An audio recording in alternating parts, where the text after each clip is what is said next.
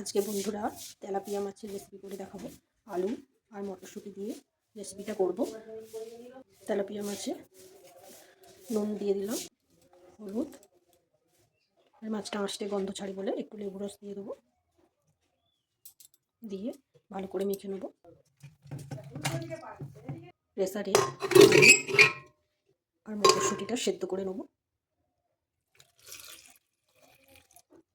এদিকে দেখুন মশলাটা রেডি করে নিয়েছি।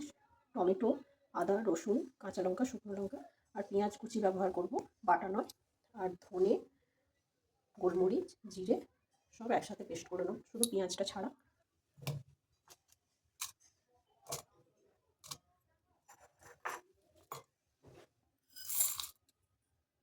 মশলাটা পেস্ট করে নিয়েছি।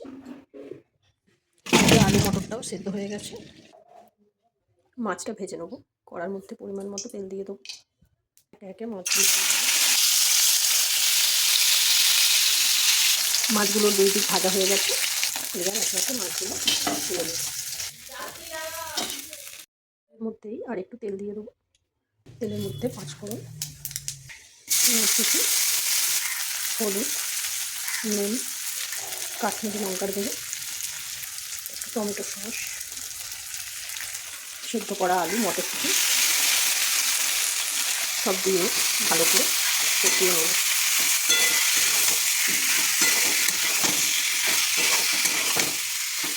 এদিকে মাছগুলো সব ভাজা হয়ে গেছে, মশলাটা ভালো করে কষানো হয়ে গেছে। এবার এই বাটা মশলাটা দিয়ে দেবো, দিয়ে আবারও ভালো করে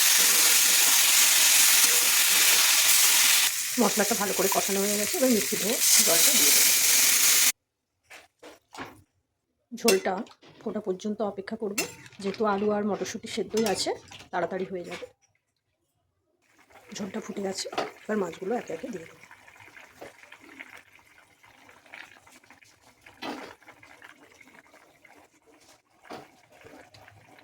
মাছের ঝোল রেডি হয়ে গেছে। এবার ওপর থেকে ধনেপাতা কুচি ছড়িয়ে দেবো। বন্ধুরা ঝটপট বানিয়ে ফেলুন এইভাবে মটরশুঁটি, মাছ, আলু দিয়ে ঝোল।